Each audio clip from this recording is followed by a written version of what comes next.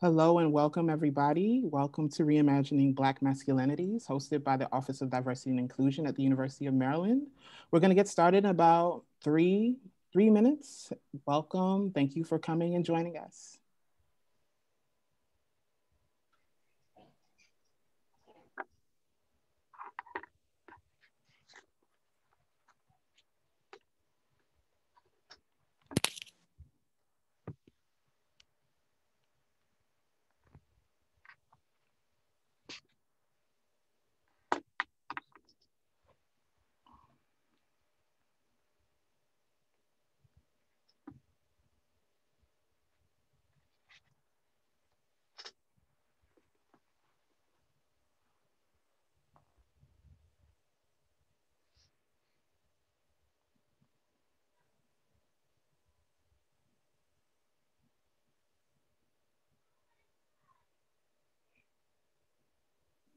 So we'll be getting started in about 2 more minutes.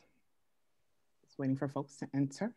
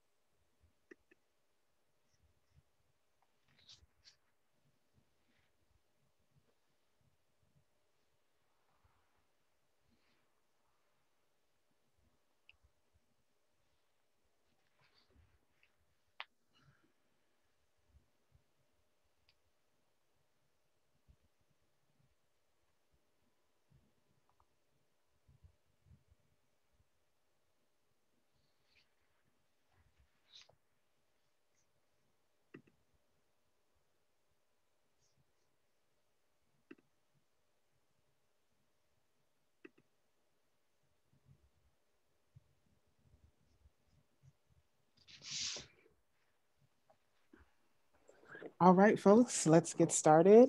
So, good afternoon, everybody. My name is Nana Brantuo. I'm a PhD candidate here at the University of Maryland, and I just want to welcome you all here for Reimagining Black Masculinities. I'm really excited about this event and excited to be partnering with the Office of Diversity and Inclusion. To start us off, I'm going to read off the land acknowledgement that was organized by Micah and approved by Piscataway elders as we're on Piscataway land. And then I'm going to read off the bios for our panelists and moderator and let them take it off from there. And so, every community owes its existence and strength to the generations before them around the world who contributed their hopes, dreams, and energy into making the history that led to this moment. Some were brought here against their will. Some were drawn to migrate from their homes in hope of a better life. And some have lived on this land for more generations than can be counted. Truth and acknowledgement are critical in building mutual respect and connections across all barriers of heritage and difference. At the Office of Diversity and Inclusion, we believe it is important to create dialogue to honor those that have historically and systemically have been historically and systemically disenfranchised. So we acknowledge the truth that is often buried. We are on the ancestral lands of the Piscataway people, who are among the first in the Western Hemisphere. We are on indigenous land that was stolen from the Piscataway people by European colonists. We pay respects to Piscataway elders and ancestors. Please take a moment to consider the many legacies of violence, displacement, migration, and settlement that bring us together here today. And so now, without further ado, I want to introduce our speakers. Andrew Charles Ricketts is a writer and content creator based in Brooklyn, New York. He has bylines with the Daily Beast, BET, Level Magazine, Medium, and more. He writes about how pop culture shapes and reflects identity, and he is co-founder of Main Point Media, a network dedicated to celebrating the creativity of the African diaspora. Thank you so much for joining us. Francisco Perez is a solidarity economist, educator, and researcher currently pursuing a PhD in economics at the University of Massachusetts at Amherst. He is director of the Center for Popular Economics, a nonprofit collective of political economists whose programs and publications demystify the economy and put useful economic tools in the hands of the people fighting for social and economic justice. Thank you, Francisco, for joining us as well. Javier Wallace is a PhD candidate at the University of Texas at Austin. He researches issues surrounding race, class, gender, nationality, labor migration, human trafficking, and transnationalism of athletes from the US, Latin America, and the Caribbean. He is the founder of Black Austin Tours and co-founder of Afro-Latino Travel. Thank you, Javier. Max Jordan Nguemeni Tiako is an MD candidate, researcher, writer, and podcaster with a focus on health equity. His research interests lie at the intersection of urban design and policy, drug policy, and population health outcomes. He is the host of a podcast focusing on health disparities called Flip the Script. Thank you for joining us, Max. And finally, our moderator, Dr. Quincy Mills, who is an associate professor of history at the University of Maryland, College Park, and author of Cutting Along the Color Line, Black Barbers and Barbershops in America. Dr. Mills specializes in 20th century African-American business and social movement history and is currently working on a new book entitled The Wages of Resistance, Financing the Black Freedom Movement. So thank you all for joining us. I'm going to go off screen now and hand it over to you all. All right, thank you so much, Nana, for those introductions. I'm excited to be here to facilitate a conversation between these exceptional brothers and certainly folks in the audience. Welcome, welcome, welcome, everyone. Much love to everyone going through a range of emotions and experiences at this time because of a whole host of things, right? This is difficult times. It's been difficult, difficult now. And so I certainly understand and appreciate you for taking a little bit of time to be with us, to listen, to think, to reflect, and certainly to engage. Fellas, the four of us will chop it up for about 40 minutes or so. Then we'll pull questions from the chat. So for those joining us, please pose any questions or comments you have for our panelists in the Q&A or the chat. I'm not sure which, we'll probably see them both places. As a historian, I like to sort of begin this conversation with the past. To think about the multiplicities of Black masculinities is to, I would argue, attend to the varied lives and contexts of Black folks in the Black diaspora. So will each of you sort of please describe moments in your childhood where you felt whole, you felt affirmed, seen, or understood? And who were those people who gave you that feeling? If this does not ring true to you, then certainly talk about that as well. And in that, for each of you, please provide the sort of familial and the geographical context out of which that childhood emerged. So if I'm going to start with the person to the right of my screen, in this case, which is Javier. So if you can sort of begin, and I'll sort of come around to my other panelists as we go. Yeah, no problem. Thank you, Dr. Mills, for the question. Thank you to the wonderful organizers for this session, and thank everybody for attending. My name is Javier Wallace, as you heard, PhD candidate here at the University of Texas at Austin. And for me, I honestly felt affirmed by my family, my mother and my father on a consistent and daily basis. It's not, I've never not felt good about being a Black male. Mm-hmm. I've never, and I can't recollect a time when I did not feel this way. And I think it's largely because the way that my parents instilled a pride in being Black in us. And, we had like Africana encyclopedias, this is this whole thing. And my mom is African-American from the United States, from Texas. And my dad is a Black man from Panama. And many of his siblings actually live here in Austin as well. And even with that, if you would have asked me what a Panamanian looked like before me moving to Panama, I would have been like, everybody look like me. Because that was the context that I was most familiar with there. And never did, at least in my father's case, did he ever let us being Panamanian supersede us being Black. To the contrary, I was more self-conscious about being my name being Javier. I live in Texas, you know, so here we're like, you're either black, white, or Mexican. And in my case, you're black Mexican, which doesn't make sense to people. So it's like, that was the only hang up I had. But I've always been affirmed. My mother's family is super large.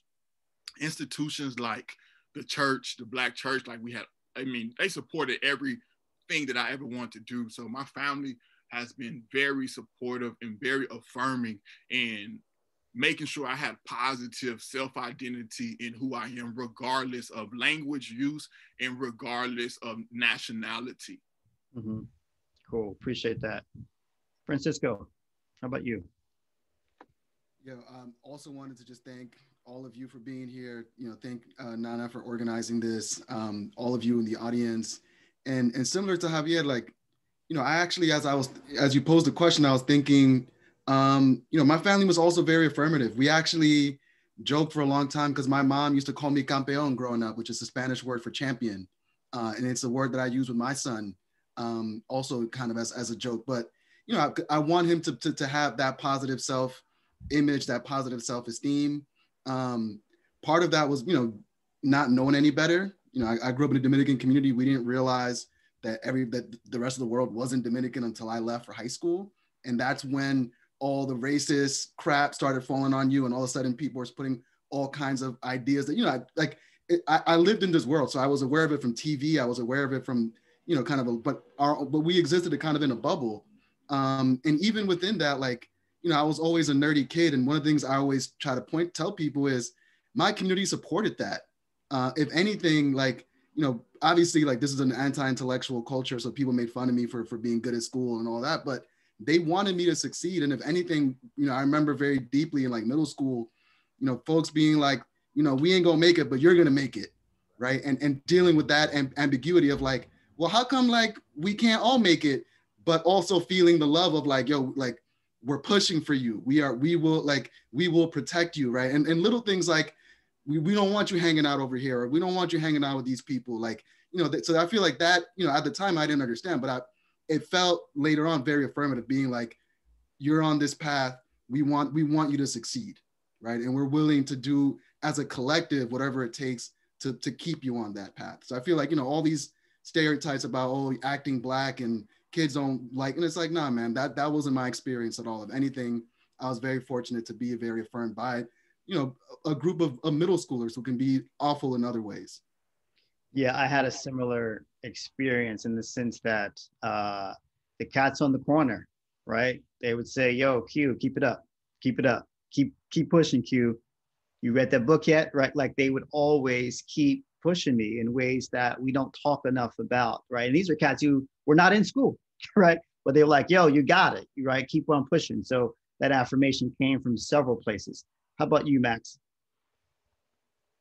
I'm gonna need, okay. Thank you so much for having me. It's a delight to be in conversation with you all. And Dr. Quincy, thank you for the question. So my answer is going to be a little different. So I did not grow up in the United States. I moved here 12 years ago to go to college at Howard, which is how Nana and I know each other. I was born and raised in Cameroon. It's right there in Central Africa. And I think, you know, in the context of like Black masculinity, my rearing had a lot more to do with like the way like religion or lack thereof sort of like shaped how children are raised, how boys are raised. I think, you know, people who uplifted me and who made me feel affirmed growing up include like my family, my grandparents, my parents. So I sort of like moved between my parents, and my parents haven't been together since I was 3 years old. So I grew up going back and forth between the two. And I think while both parents continue to affirm me, they've done so in in different ways that sometimes sort of go in favor of or against one or the other sort of like notion of what masculinity or ideal masculinity is. And like my grandparents sort of being in the background of that. So what do I mean by that? Like, so as a kid, I cried a lot.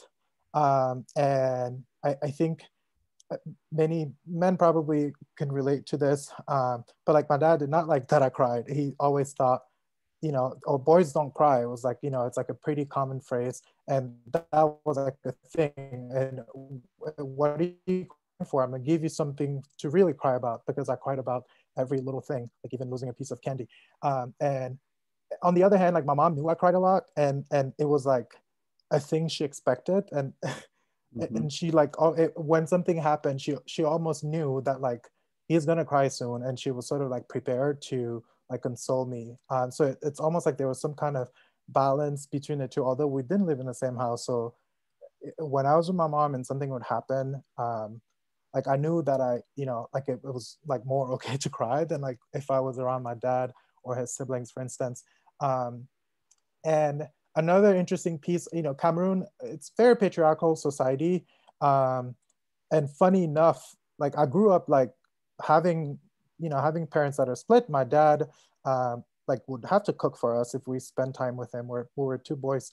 So I grew up knowing that my dad can cook, and I thought that was cool. And so then by the time I got to high school, I as someone who likes to eat a ton, and who likes sweets and baked goods, I started, you know, doing that myself.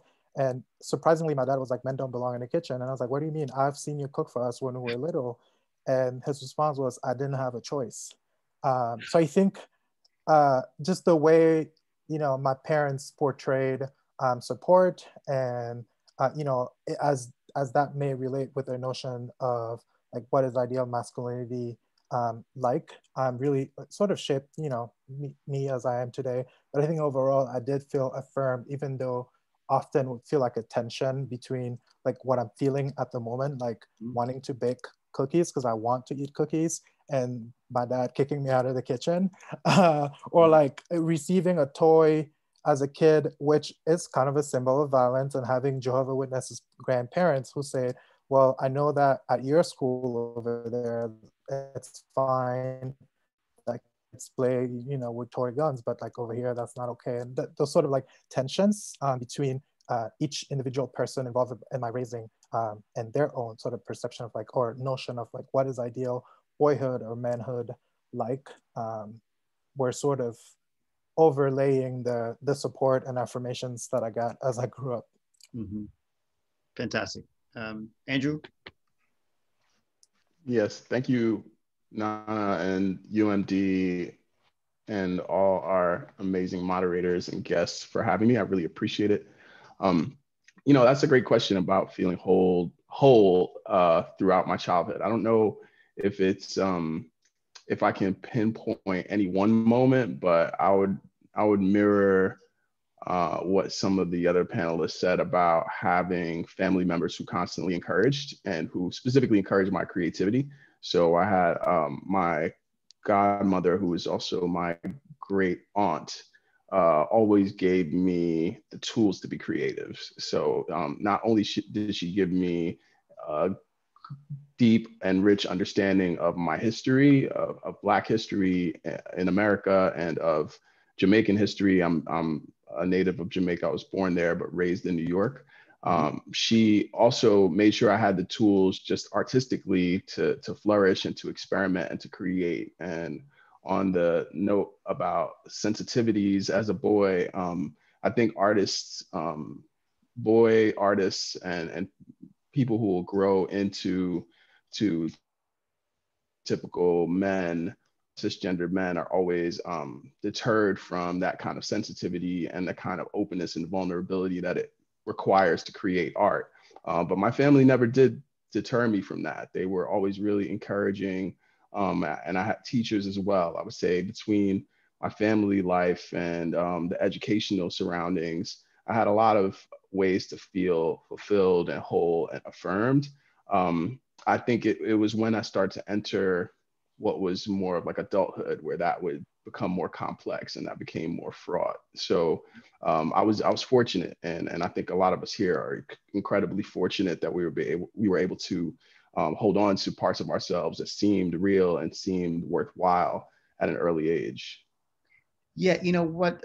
A common thread I hear from all four of you is that there were women in your lives who helped you understand masculinity.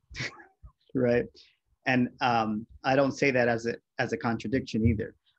There's a way, and you know, as you know, I study the history of Black barbershops, and I get a very common refrain. Oh yeah, that's where boys go to learn how to be men. And I always paused. I'm like, I don't quite know what that means. I'm not sure what that exactly means, right? And of course, right, we hear comments about boys and young men needing to connect with other men to learn how to be men. I understand it for sure. But I also believe that it's a dangerous ideology around masculinity. When I say dangerous, it gets us, and it reminds me of the flurries in the 1950s and 60s, particularly when the Moynihan Report came out in 65, right? And, you know, Daniel Patrick Moynihan was the Assistant Secretary of Labor, sociologist, produces this report in 65 that, you know, the title was The Negro Family.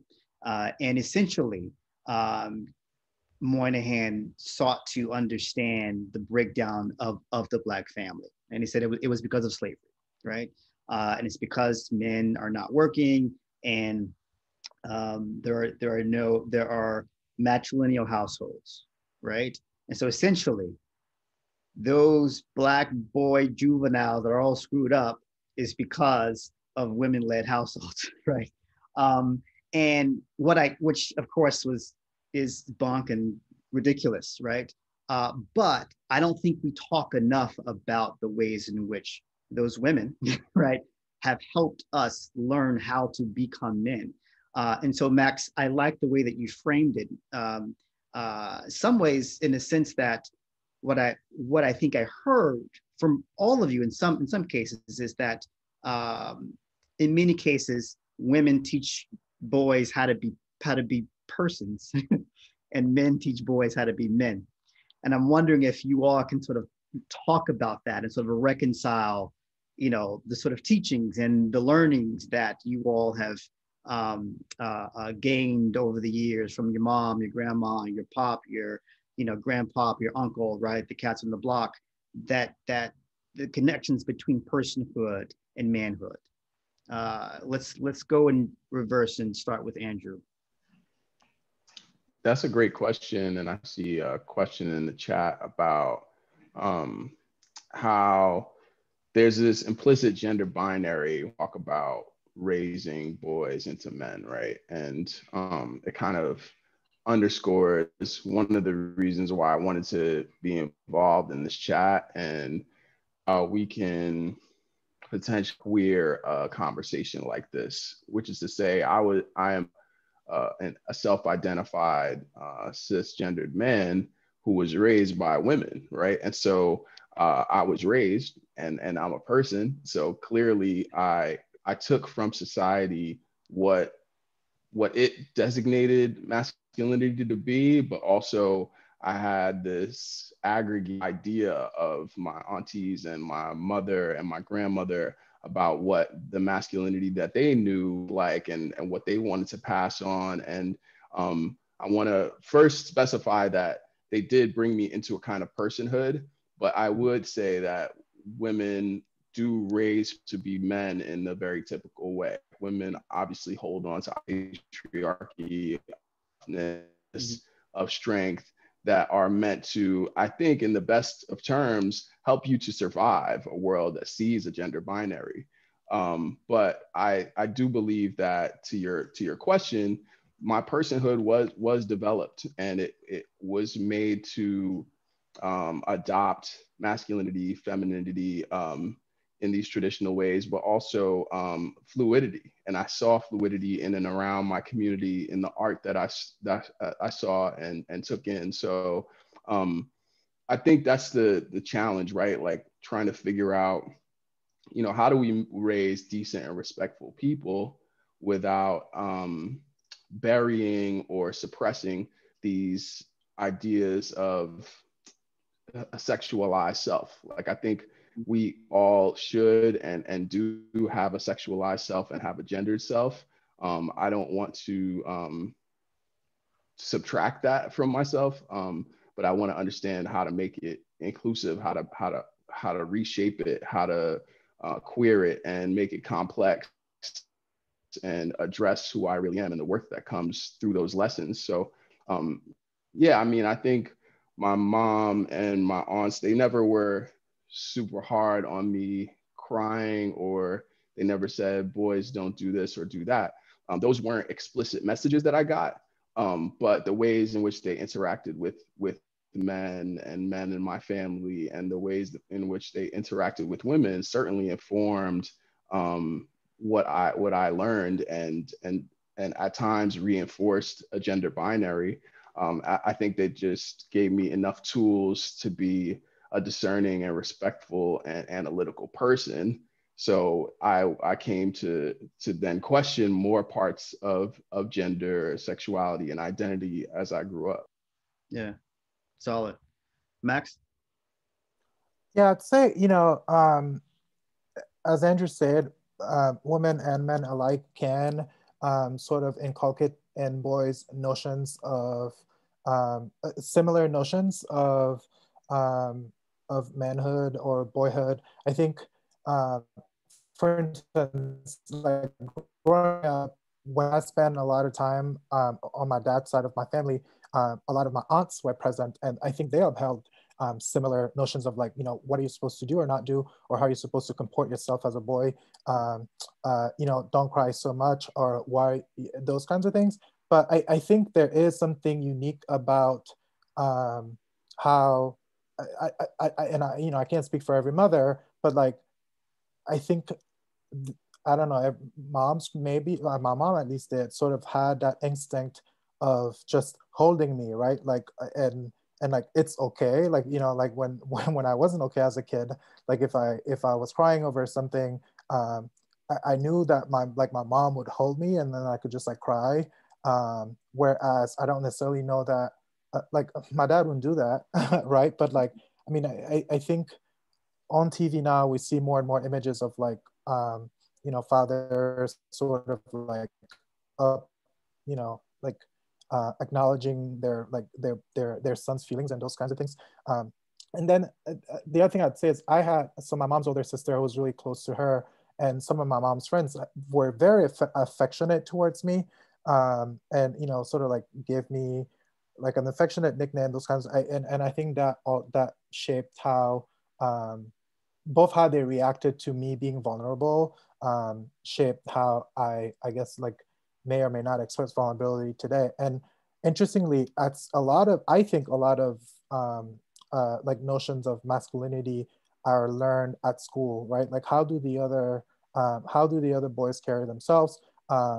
How do the boys who are popular, right? Like how do the other people who basically get a lot of attention at an age where, as a young boy, or even as a teenager, you also want attention. Like how do they carry themselves? And sort of like, I think those things shape our own, or at least shape my perspective, or like how I comported myself at some point. The other thing I would say when I think about race now, having been in the US 12 years, I went to Howard for undergrad, so surround like a lot of my friends most of my friends from are Black, and I've observed a difference in how we express our own vulnerability as Black men versus like non-Black men, since I've like moved on to the PWI side of the world. Like for instance, I feel like before I got to here from medical school,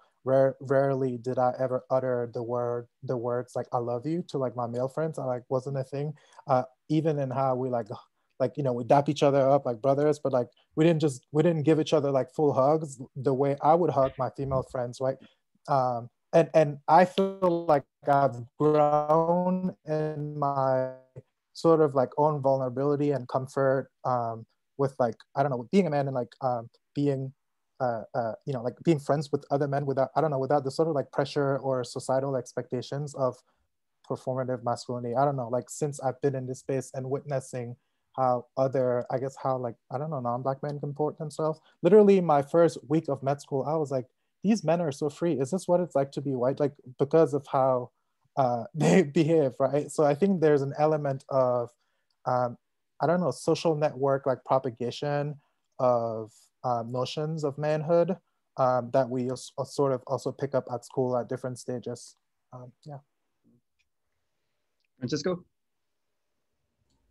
Yeah, so this is an excellent question and one that I've been thinking a lot about. I have a 15-month-old son and have been really trying to shift through what of my own upbringing do I want to pass on and what do I want to just sort of end with me. And I've been thinking a lot about the way that my parents both raised me to be a boy and then a man. And I feel like I agree with the general thrust of your question, Quincy, in the sense that my mom raised me to be a person despite her own sort of intentions. My father very clearly raised me to be a man. And, you know, again, I'm Dominican from New York City. And, you know, my dad worked, he very, you know, stereotypical story, had a bodega. So he was working many, you know, super long hours. I basically didn't see him till he sold the store when I was 5 or 6. And I was raised by my mom and I had 4 sisters. I was the only sort of man in the house. And my mom gave me all the usual boys don't cry, you know, boys shouldn't be in the kitchen. She didn't want me playing patty cake or with my sister, you know, with my sisters or playing dolls, you know, all of that stuff was bad. But then she also sort of protected me as a sort of sensitive, curious, caring being. And then I also was exposed to the world of women, right? And spent most of my time with my aunts and with my mom and with my sisters, and eventually became more comfortable in sort of women dominated spaces than in man dominated spaces. Which, you know, I feel like also is, you know, to the extent that I've been able to be critical of my own masculinity and try to chart a path out is due to that. My father, you know, at some point when I was 12 or 13 said, okay, now it's, you know, it's time for me to kind of take you under my wing and teach you how to be a man, and basically, you know, kind of gave me all of these monologues. And some of them I feel like were very useful, like, a man should be strong, a man should work hard, a man should keep his word. And a lot of that stuff was terrible advice that I would hear from my teenage friends later. Like, if she catches you, say it wasn't you, right? Like basically like the Shaggy song, right? Like, you know, if you know, don't trust women, they're just trying to get in your path, they're just trying to get in your pocket. All kinds of crazy stuff that I'm like, you know, my dad has since passed away. So I cherish that time we spent together, but I'm like, I do not want to repeat that to my son. Right. And I don't think that he gave me, you know, he gave me a very stunted view of humanity, right? Which is what we give men, right? You're supposed to be this, you know, hard, tough, distant in many ways. And I feel like my mom did that explicitly, but implicitly gave me a fuller view of my own potential humanity. And I appreciate for her for that, although she'd probably be upset that I'm up here talking about my feelings with a group of dudes. Oh, wow. I'm glad I'm going last because I had so many things to think about and didn't know where to start. So I'm glad that everybody else was able to share. And before I am, and you know, I'm really sitting here thinking about like, who am I? Like, I know who I am. I know I'm Javier Wallace, cisgendered, Black male, and like he, him, his pronouns, and asking myself, like, how did I get to this point? Like, when did it ever occur to me that is who I am? And I come to the realization as I sit here is like, I've been socialized like this to be who I am, that I am now. And it was never any explicit overt language about this is how men are supposed to behave on the part of my father or my mother. But I know I took a lot of cues from my father. My father is 68 years old. He's a Panamanian of West Indian descent from the Republic of Panama. And when I moved to Panama and I met my grandfather, who's 91, I know why my dad, the way he's the one that took you to college and shook your hand. I ain't hugged my dad a day in my life yet.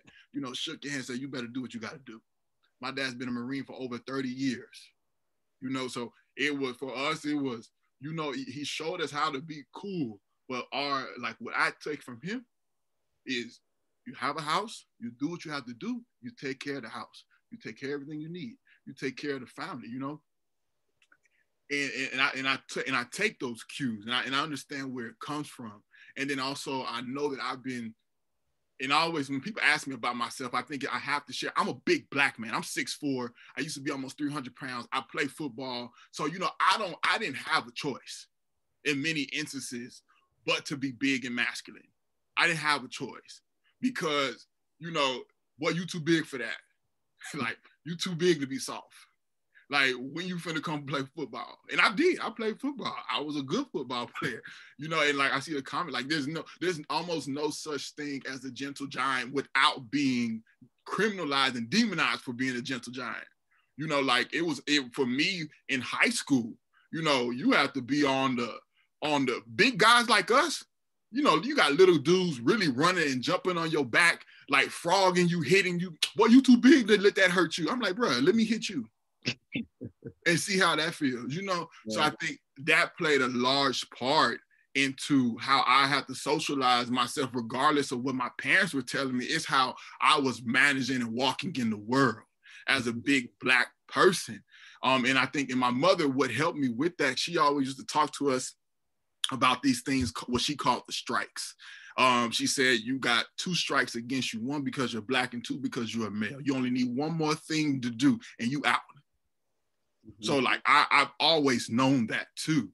And she's helped me understand that, how to be a black man in the world. I've taken cues from my father, how to be a very traditional masculine, tuck in your shirt type, talk with a good way, don't look raggedy, do this. I take those cues, but how to be a black man largely was my mother, like saying these explicit things. She grew up in the Jim Crow South here in Austin, Texas. She lived during segregation. So she knew, because she had her father, she had her brothers, and she said, this is what's going to happen. So I've always used those things to navigate in the world, but I never could separate myself from my body. And I think largely my body has been one of the most salient things about me, with my dark skin, in my girth that I have. You know, people just treat me a certain way, and I've had to respond that way. You know, even my mother, I remember she picked me up from school in middle school one day, and I think she might have saw somebody hit me, and, you know, she got in the car. She was like, look, I don't want to see anybody, you know, she driving. I don't ever want to see anybody put their hands on my son again. You know, so that's all I needed to hear. I'm like, okay, I guess that's what that means. Ain't nobody finna touch me, because my mama said, if they do, I have to defend myself. So I don't know. I think there's a lot there, and I hope I did a decent job of answering the question. Oh, fantastic! And I think the range of responses, I take a couple of things from. One is a lot of how folks talk about black masculinity is what you can or should not do. What I also heard, which we hear that a lot, but what I also heard you all say was tons of folks suggested to you what you should do, right? What a man should do, how you should comport yourself, etc. My father, I'm originally from Chicago, African-American folks from the South, North Carolina particularly. My father was a cop, police officer, Chicago, South Side. He was a Vietnam vet. I think, you know, the combination of Vietnam vet and cop is really not the best. I'll just stop there. But he's also an only child. So someone who's sort of used to getting his way, right? And I had very vivid memories of coming home. And this was when I was really into X-Clan, right? The rap artist folks. I mean, that's frankly how I came to Africa, right? It was through X-Clan, Africa, Bambaataa, et cetera. And so I had some beads around my neck. And my father said, what do you have that around your neck for, right? So for him, it wasn't Africa. For him, it was feminine, because men don't wear necklaces. Like, what are you talking about, right? And frankly, I mean, that response from him actually sent me toward Africa in a very intent way, right? I wanted to learn everything I could know. I was a kid, everything I could know about Africa, because somebody told me I could not do something and it just didn't make sense to me, right? And there were many other things that he told me don't do, as opposed to he didn't tell me a lot about what I should do. But I just sort of looked around and I learned from both men and women about how I should sort of think about my role and position in the world. This is all to suggest that as we think about what Black masculinity means, it's certainly in relation to larger social forces. I'm going to pose a series of questions to each of you particularly, but certainly then others can respond. And so the first I'm going to pose to Francisco, who's an economist and doing some really righteous work to help us think differently about social welfare, about economic relations. And what we all know is that capitalism and patriarchy are intertwined, right? And much of what American masculinity, particularly Black masculinity, has come to mean is to be independent, to have a job, to provide for someone, a household, some quote unquote dependence. And then when that's not possible, when the economy fails us, right? And then there are no jobs and there's no income, what happens? Well, get incarcerated because we're on the corner or things like that. What are some ways, Francisco, that you've been thinking about that might be more helpful for our well-being as men?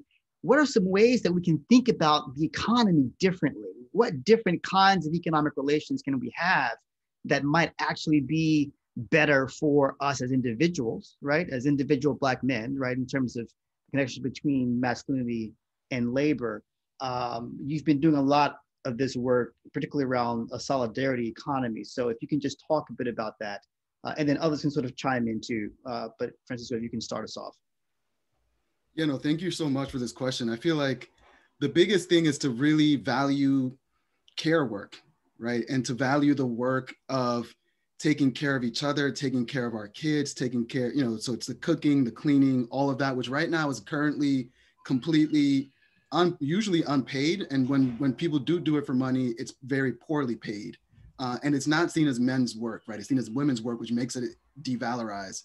And I saw this in my own family, in my own community, right? My mom used to work at garment factories when she first came to New York and used to turn her paycheck over to my dad. Because again, the man was the one who handled the money and the finances. And then, when she started having kids, stopped working. And, even now when I tell my mom, like, I had a conversation with her, did you get your stimulus check? And she says, no, like, I don't work. And I was like, Mom, of course you work. You've worked your whole life. You've worked harder than my dad worked, because my dad would come home, he worked hard, but he would come home, smoke his cigarettes, watch the game, hang out, wait for her to serve him. So I feel like so much of what the solidarity economy is trying to do is put power in the hands of workers and communities. It's about self-determination. That was the appeal for me, right? You should be able to control your own workplace. You should be able to control where you live. I grew up in a limited equity housing co-op, so we owned our own building, which is why we were able to stay, despite the fact that, I grew up a few blocks from Columbia University. My neighborhood's been gentrified like 3 times over. But my parents were squatters, and the city turned that building over to us, and we own it. So I realized the power of collective ownership, of democratic governance, but that also has to extend simply beyond the kind of 9-to-5 workplace to also look at what else are we doing, what other work are we, and a lot of that means really valuing again the work of caring for each other, and I see this now. After my wife went back to work, I was taking care of our son during the day, and going to the parks and being the only father there with his child, and everyone else all the other children were either there with their moms or with their nannies, who were almost invariably immigrant women, often Black women from the West Indies, and even my own mom being like, why are you doing this, right? Why isn't she kind of quitting her job and doing this so that you can go to work? And I have to explain to her, she makes more money, right? As an economist, I was like, this makes perfect economic sense. But again, it showed me how here's my mom who spent her whole life doing this work, who raised me, who raised my sisters, and she doesn't see the own value of this, right? So I'm like, if we can't talk about a solidarity economy or building an economy that's more just and more equal and more fair and more sustainable, if we're not talking about everything that we do as the economy, not simply what gets covered in the business press, but all the work that we do, especially when at least half of the work that we do is at home or unpaid in some fashion, right? So I, always try to remind people that the economy is much bigger than what you see on the news, right? And we need to valorize all of it, including the work done by women. And again, this has racialized implications where a lot of that work has been done by either, Black women in the South under slavery and after, or now by immigrant women labor, almost invariably women of color. Yeah.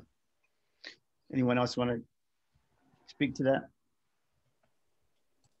Just very briefly, I want to piggyback on the element of how devalued care work is.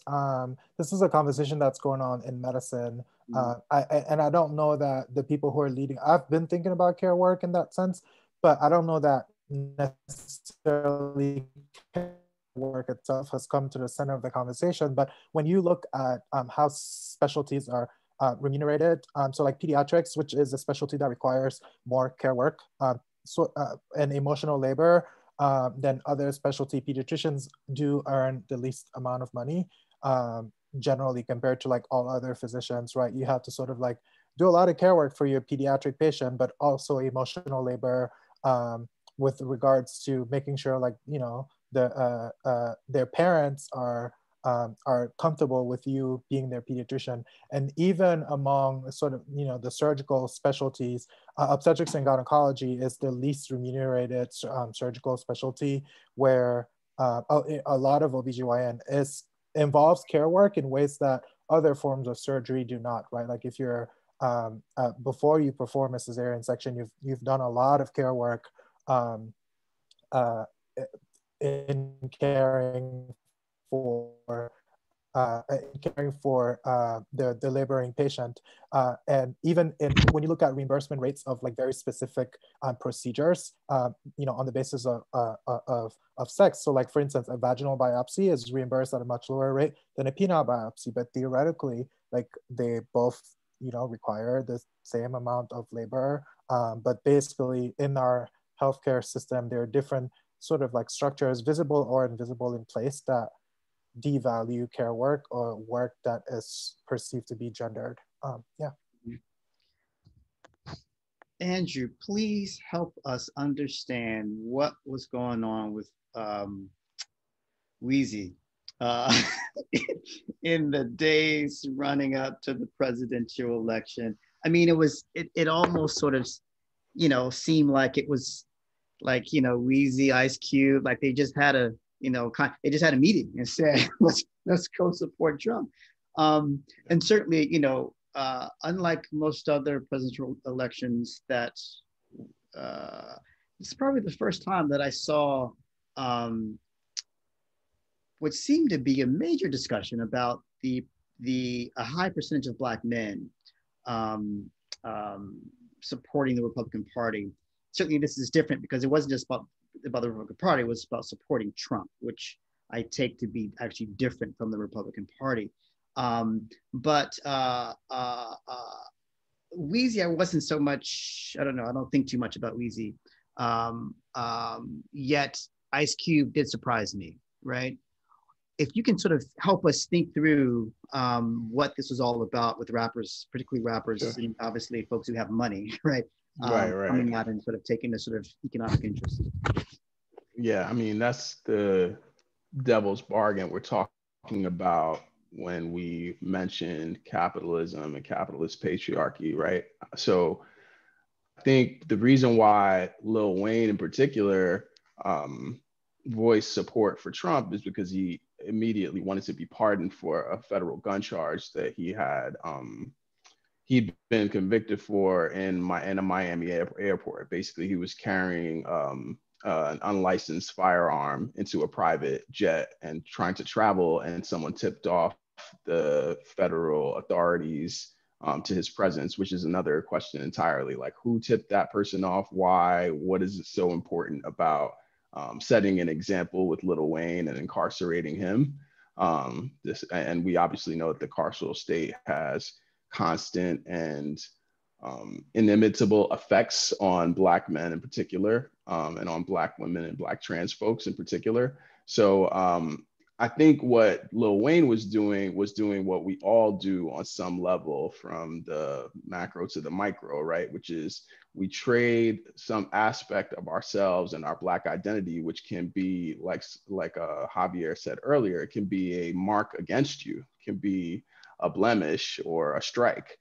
We trade some aspect of that for some kind of freedom. So Ice Cube and Lil Wayne are trading what is Black art, right? That's their commodity. That's the most valuable thing that they offer. It's almost invaluable, actually, in how much impact this made, and it's come straight from their imaginations. They've become millionaires, but that doesn't excuse them or make them exceptions from Blackness. So we're in that crazy paradox of having to reconcile our Blackness, which is a disempowered state in the capitalist patriarchy, with our want to be free as humans. Mm-hmm. And what Lil Wayne did is took his deal, because he got the pardon.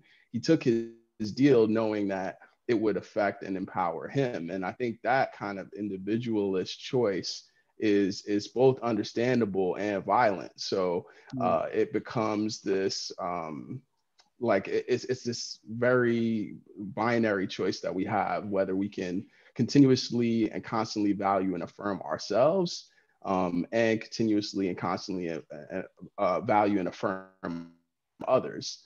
And I think with Lil Wayne having to make the choice between himself and others, he's always going to choose himself, just like many people would, if we're being quite candid about it. Everyone to choose themselves. That's probably the best and most revolutionary, liberating act you can do, is choose to protect yourself. But in a system that oftentimes creates icons, avatars out of celebrities, out of entertainers, out of artists, but anyone who has been assigned value, that those people who we attach that feeling of value to, like where we see ourselves in them, it hurts our psyche, our collective psyche, when they have to make that choice and they make that trade brazenly.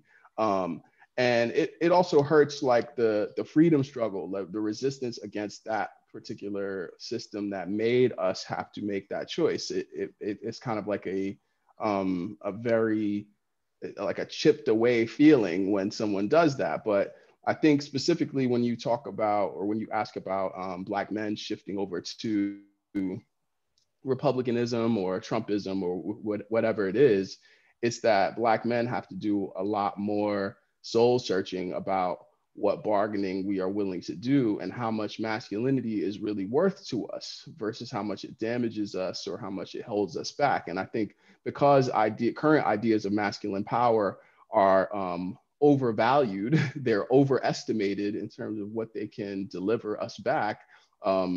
Rappers in particular who definitely propagate a masculine ideal look to use that. They want to trade on the currency of masculinity for more power. And that is something that's, I believe, emblematic of Black men in America and across the diaspora, is that we are considerably trading power and considerably trading violence specifically to acquire more of that power.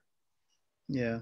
And to add, I actually think that there are many Black men, and many white men for sure, right, who frankly appreciated Trump's patriarchy, right? The sort of brazen masculinity, appreciated him as what he was, a gangster, right? And so I wasn't so surprised. I think I was surprised at the larger sort of conversation about it. A point you made about value and commodity. Javier, you have been doing quite a bit of work on athletes, Black athletes, trafficking of athletes. And I'm sort of wondering if you can talk with us about, certainly I think, these last, we certainly recall the sort of shut up and play basketball retort, and Black basketball players sort of, stood up. Just this week, Brett Favre had a lot to say about quarterback Deshaun Watson, that he gets paid, he and we, right, the professional athletes get paid too much to offer opinions. I'd like you to take us on a deep dive here, right, about the objectification of Black athletes, certainly within the U.S., but also within Afro Latin America, which you've been doing some amazing work on. So if you can just talk to us about, how Black athletes are sort of thinking about their own sense of masculinity when they are being objectified in all sorts of ways. Yeah, I think, going with like the initial question that you asked asked Francisco, Dr. Mills, about the economy and the market, this is a question that I've been asking myself of more recent, especially like I'm in this last phase of writing up the dissertation, is like, what is the value of a Black body absent of a market in the context that we are in? And specifically, what's the value of Black men's body absent of a market? Is there, in the society that we live in, is there any value attached to us?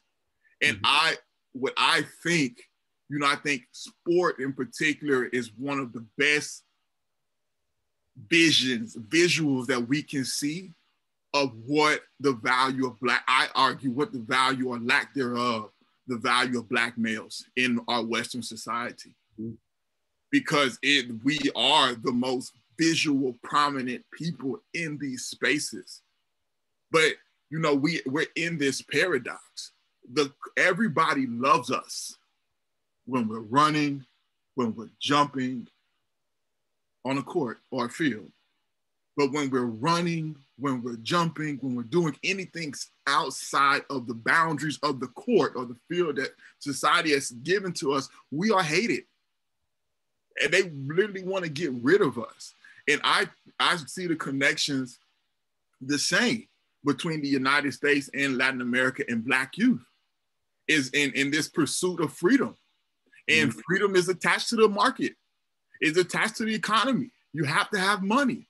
So if the only value that I have in this society, that the only value that society places on me is at my body, I have to put my body on the market to get the freedom that I want. And I'll have to trade it.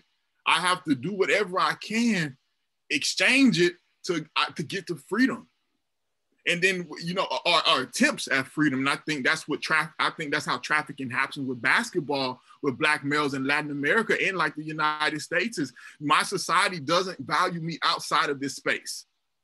So this is the space that I have had to, this is my only currency that I have to exchange for pursuit of a dignified life.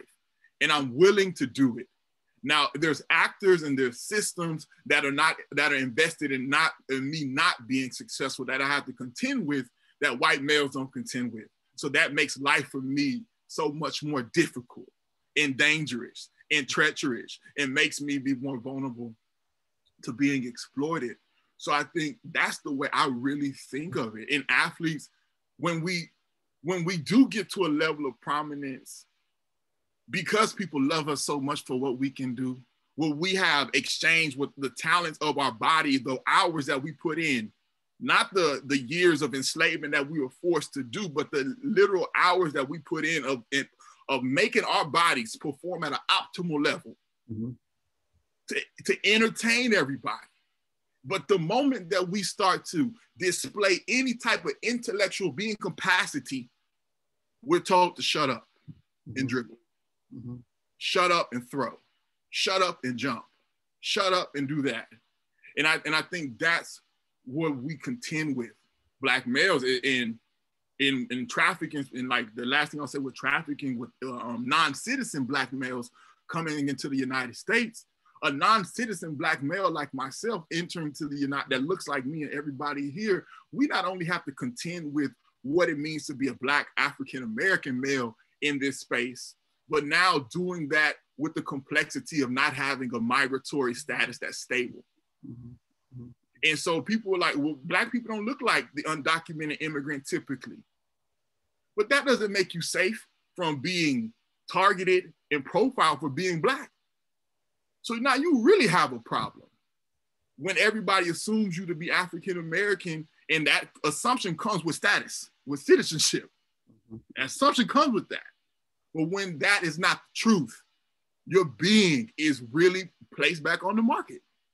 Now in a negative way, because you're a public charge to this country if you're here undocumented, and that's money. So that's why I asked the question, what is the value of us, of who we are in this society absent of a market? Yeah, I would sort of add to that, Javier, by saying, yes, we can ask what's the value of Black men absent of a market, but I would hesitate to place all the value externally, right? And so what I imagine, right, for Black male athletes is certainly there's passion and joy in that leisure, right? Certainly there's leisure and work all tied together, right?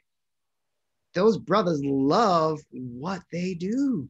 Yeah. They get immense joy, right? Practicing and working on that craft. You know, even those young boys, right, who pick up the ball at 10 a.m. and come back when the street lights come on, right? Come back home, right? That's a whole lot of joy, right? Yeah. That, as you're suggesting, you might get snuffed out sometimes when the market comes in, right? When it's about, okay, how much money can we make? You're like, I want to make that money and I love doing this work, right? And so it's a whole ball of complication for sure.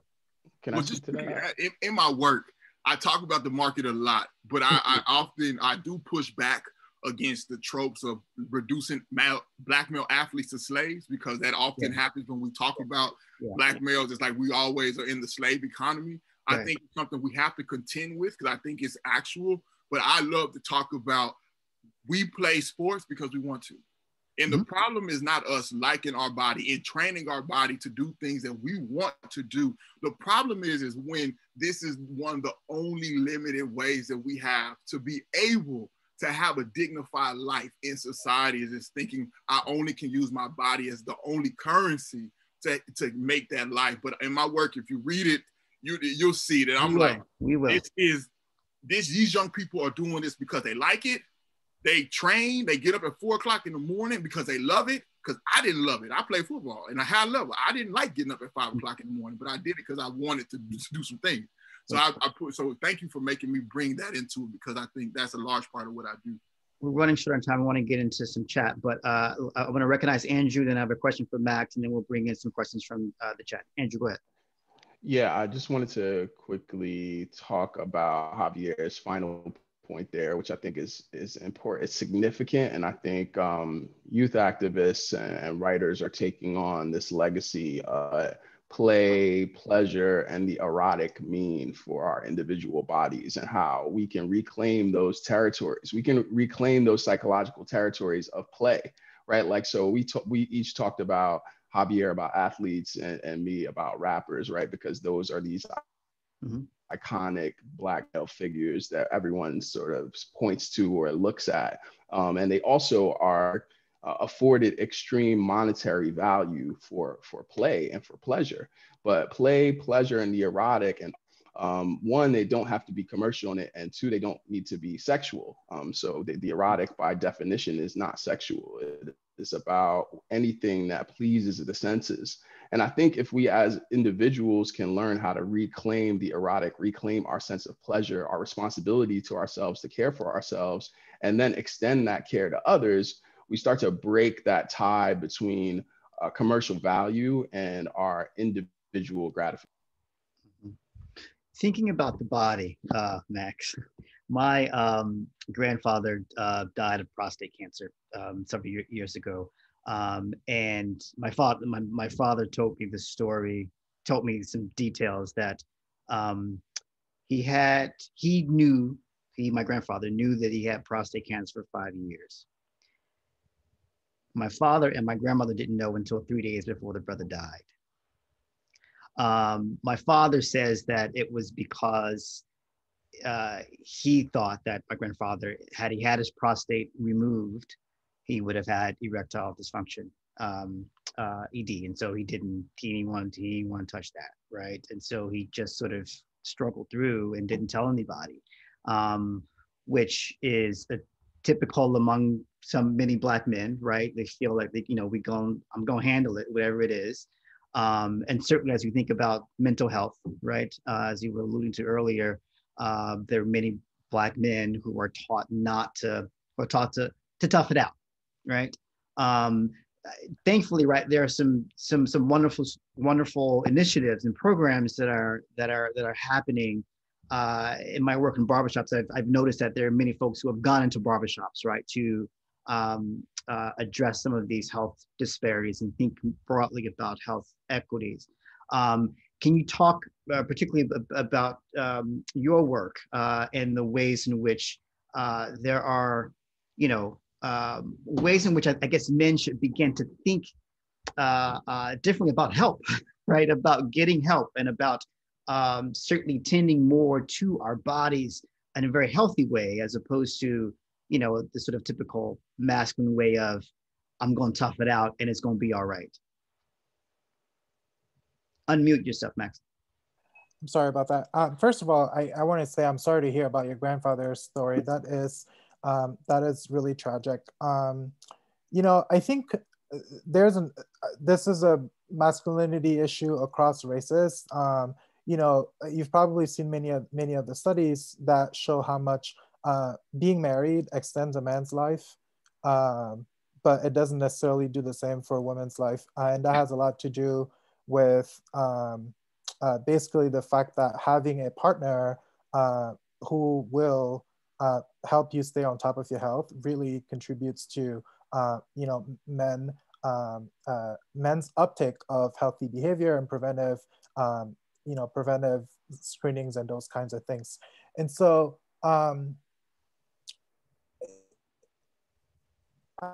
across starting young adult stage, when men start getting some degree of independence from their parents, we see this, right? Men are less likely to seek healthcare for similar issues that women would otherwise seek. And so if we think about the sort of counterpart of prostate cancer as the example that you brought up, right? Among women, breast cancer is right. Like women are taught, okay, palpate your breast, feel for a lump, and the moment you do feel for a lump, you need to get that mammography. And so when you think about men's uptake of just sort of like healthy behaviors, there's a reticence. And so specifically related to prostate cancer, although we don't even use those anymore, there's a study that just came out not super long ago, right, about how masculinity shapes Black men's perspective relates to diagnostic maneuvers like digital rectal exams, which we use. We still use digital rectal exams to get a sense of like how nodular the prostate is. But otherwise, we have like a blood test for that helps screening for prostate cancer, and also or other exams like colonoscopies, right? And as it turns out, of course, a lot of Black men, this is like qualitative and quantitative work, where Black men basically feel like these exam maneuvers or techniques that are penetrative of their rectum, quote unquote, that shit is gay, right? And so that really, it's terrible, and it has a huge impact on whether or not you will get screened, for example, for colon cancer. And as you know, like Black men die of colon cancer at a much younger age compared to their counterparts, and Black people in general have like a higher burden of incidence and mortality of colon cancer.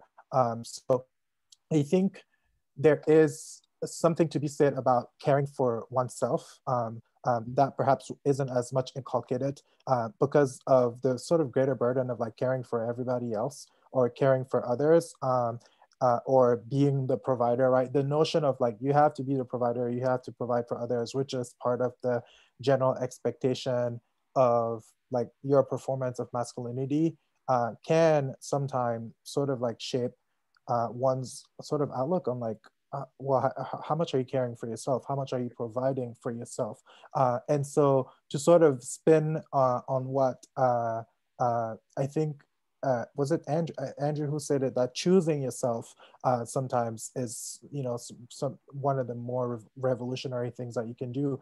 When it comes to, you know, personal health, that's very true, especially for Black men. If you look at depression, so you know, depression can be alleviated by money, by education, right? Like basically, the more you climb, like, you know, the social ladder in this country, the sort of more buffered you are against depression. That's true for every group except Black men. So depression persists among Black men, no matter their degree of education and amount of money. I mean, you know, in comparison with other peers, of course, rich Black men are probably less depressed than poor Black men, but I think there is a lot there, you know, for Black men in general to think about, the sort of like burden that we can put on ourselves and that society puts on ourselves as early on, you know, as kids, right? The policing, the over policing from teachers to guidance counselors and what have you, and the expectation of performing masculinity. Right. So, yeah. Right. So I don't know if this is going to shut off at 4:15 or if we got some leeway or something. I don't know. But we're about at the end of time. If someone can just reply and let me know in the chat if this is going to actually just shut down at 4:15. But I know we're about to end. Yes. So there are a couple of questions from the chat I'd like to bring in. If this is going to cut off at 4:15, then then maybe everyone respond in about 30 seconds. Oh, this says I have time. Okay, so these two questions are kind of related, but I'll read them both, and so you all can respond to one or the other of them. What are some ways to relearn or restructure your own understanding of masculinity if everything you learn about it leans more towards toxic? Now, if I heard my panelists right, everything they learned wasn't actually toxic. But I guess if there was something that was toxic, how have you relearned or restructured it? The second question, what is the most important lesson that you have learned about masculinity that you would want to pass on to the next generation of young men? And since a lot of our audience actually might be UMD students, so maybe address that to young college students, if that's okay. So you can get, I would say maybe address one of them, one or the other, but not both. So anyone just jump in. Francisco, you're unmuted, so why don't you start? Yeah, so quickly for both, I mean, the biggest lesson is patriarchy benefits men, but it also hurts us. And, you know, you get more money, more power, and there's things you can get away with, but ultimately it's at the price of your own humanity, right? If I offered you a deal where I said, here's $1 million, but we need to cut you in half, would you take that deal? And I feel like that's the deal that as men we are offered, right? You get the money and power and the ability to have free labor done for you, but then you end up giving up half of your humanity, if not more. And then in terms of learning, the most important thing that I would really recommend is form a men's group. Some of my friends have one. I participate occasionally. They're based in Boston. You know, it's really hard to do this by yourself. You can, you know, I could tell you on your own, you know, sort of personal tip, try to lean into the discomfort, think about the things that make you feel like, oh, that's not a man, like that's gay, or that's this, or that's that. But really, you can't do this work alone. You need to find other group of men that you can find, that you can be real and vulnerable with. Mm-hmm. Yeah, I'm going to follow up on similarly. You know, I'd say it's so important to be able to be vulnerable with your friends. And so, you know, challenge your, you know, for many of us, you're not going to dump your friends, right? Like you have the friends that you have, at least once you get to a certain age, it's so much harder to make new friends. So really also challenge your own friends and their notions, or, you know, whatever beliefs they hold as it regards to masculinity. And I think being free, right? Literally being free, doing what you want to do and not caring about what the next person is going, you know, I mean, as long as they're not the one signing a check, I guess, not caring about as much as we do about how other people perceive us. Really, it's such a liberating it's just such a liberating thing. Walk down the street singing out loud if you want to. Like, be free, try things, try new experiences, without without carrying that sort of burden of like, oh, what are people going to think of me, or what are people going to think of my performance of like being the cool guy or this tough guy or whatever. Just try things, do things, and do them freely, and it's so incredibly liberating. That's what I would say. Yeah, I think I can add what I would say.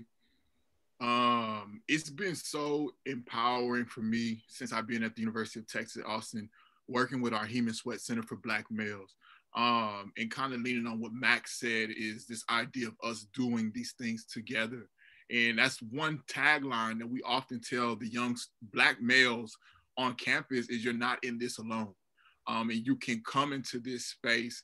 And I know we have a lot of work to do on our ideas of inclusivity for non-binary conforming men, Black males, but I also want us, we try, we have to do the work to invite more people in with different identities to help us learn together. And for me, being a Black male that's always participated in athletic circles of football, that's often seen as like one of the most toxic places for masculinity to develop.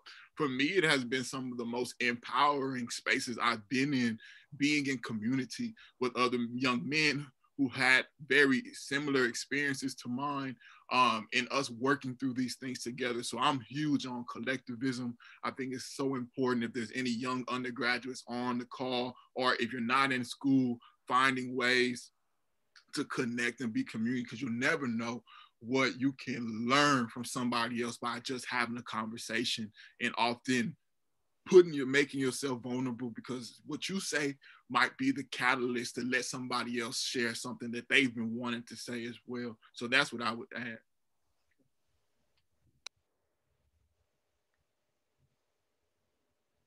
Good. Andrew, you want to chime in, or you good? You good? Yeah, I wanted to say that it is important to embrace joy and to affirm oneself and the things that give you joy. I think it's important also to do no harm. If you operate on a principle of this harms no one, but I enjoy it, that is a way you can shape masculinity that starts to steer away from toxicity. And in terms of what I would want to leave the next generation of is men and masculine identifying people, is that it's like a watercolor. I think it's transmutable masculinity. I think it's forever changing and evolving. I think any aspect of identity is forever changing and evolving, and to accept that change, to be able to receive and listen and accept those changes as they happen. Mm-hmm. Cool. I am, this is my second year on the faculty at the University of Maryland. So students who are in the audience have met you, hope to meet you at some point soon. I've been in early beginning conversations with some UMD Black students about the possibility of organizing a student-run, operated, and owned barbershop on campus. That actually might be a space that's not given to you by the university, or a space that it's initiative of the university, but in fact is something that is built by you and envisioned by you, and something, and a kind of space that can, provide, again, the kinds of things that we've been talking about, right? Space to engage with each other, a space to talk, space to lean on, space to care for each other, again, organized by you. And so for those who I haven't met, I hope, that, again, someone wrote non-toxic space for sure. Space that I didn't get to this question, we'll run out of time, but there's a question about how might you cultivate masculinities to also empower Black, trans, and non-binary folk, right? Yeah, that kind of space too, right? That is certainly open and welcoming and all that stuff. And so please shoot me an email Quincy Mills. You can find me in the history department site. Hope to talk to you if you have ideas, want to participate in that. So that is unfortunately our time. I got excited, so sorry that I ran over and didn't leave a whole lot more time for audience questions, but I want to thank you all for your time. Javier, Francisco, Andrew, Max, thank you very much. I learned a whole heck of a lot. I took a lot of notes. And so I hope to be in communication with you in the future. And so thank you all. Thank you, Office of Diversity and Inclusion, Tamia, Nana, Jasmine. Thank you all for organizing this and setting us up well. So be well. And all the best start of the spring classes, students. Take it easy. Thank you. Thank you.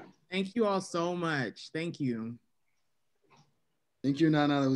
Thank you for the invitation. Thank you all for your time.